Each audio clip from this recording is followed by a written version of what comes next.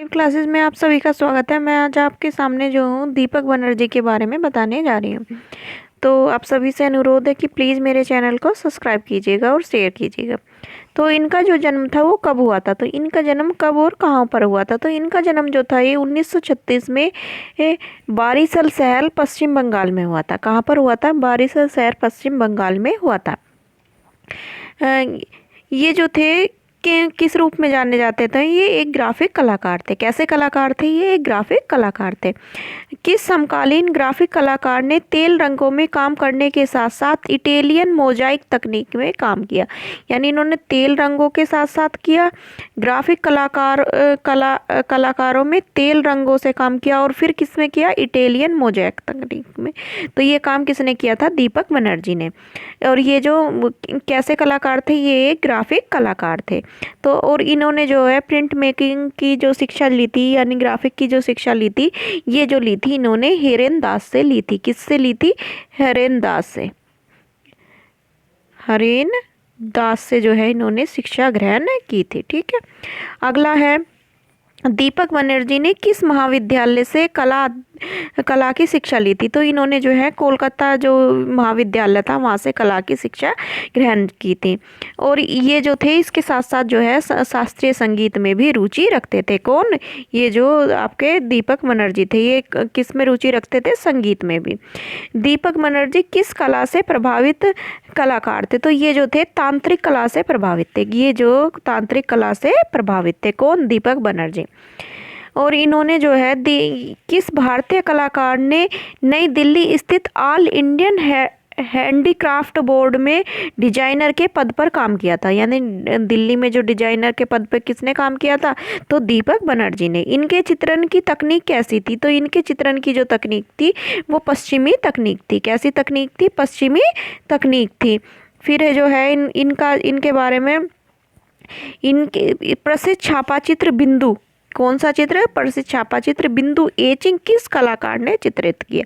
तो ये बनाया था आपका दीपक बनर्जी ने। किसने बनाया था? दीपक बनर्जी ने। इनके चित्रों का जो विषय क्या था? इनके चित्रों का विषय जो था वो भारतीय था। और ये ये जो थे society of contemporary artist group में शामिल थे, यानी उसके सदस्य थे। और ये कब शामिल हुए थे? तो ये 1960 को इस ग्रुप में जो थे शामिल हो गए थे। फिर है आपका कि दीपक बनर्जी ने काशी हिंदू विश्वविद्यालय में दृश्य कला संकाय में शिक्षक पद पर रहकर कब से कब तक सेवाएं दी? तो इन्होंने यहाँ पर जो है 1968 से 1996 तक अपनी सेवाएं दी। प्रसिद्ध चित्रकार सुजीता बनर्जी किसकी पत्नी है? यानी इनकी पत्नी का नाम जो है वो क्या है? सुचित्रा बनर्जी है। 1965 से 67 में जो बनर्जी थे इन्होंने प्रिंट मेकिंग विद्या में प्रशिक्षण लेने के लिए कहाँ गए थे? यानी विदेश में कहाँ गए थे?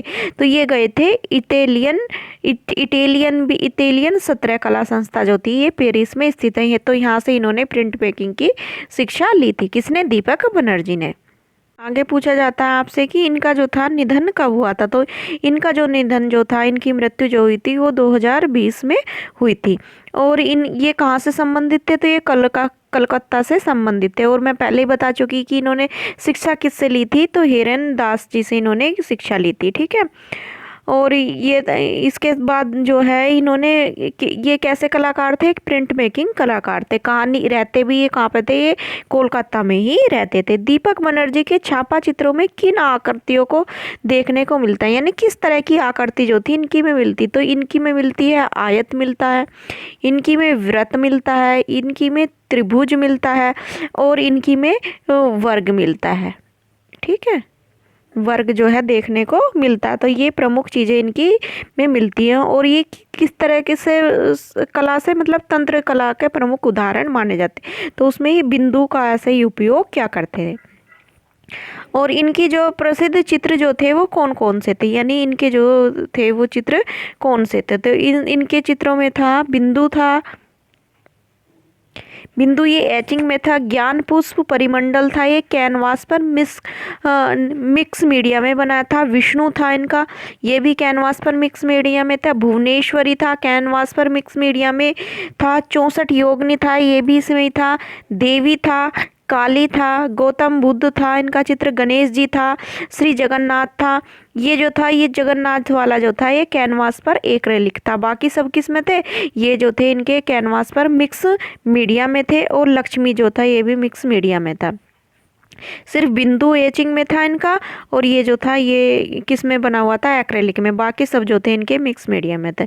तो इसी के साथ सभी साथियों को धन्यवाद। Thank you.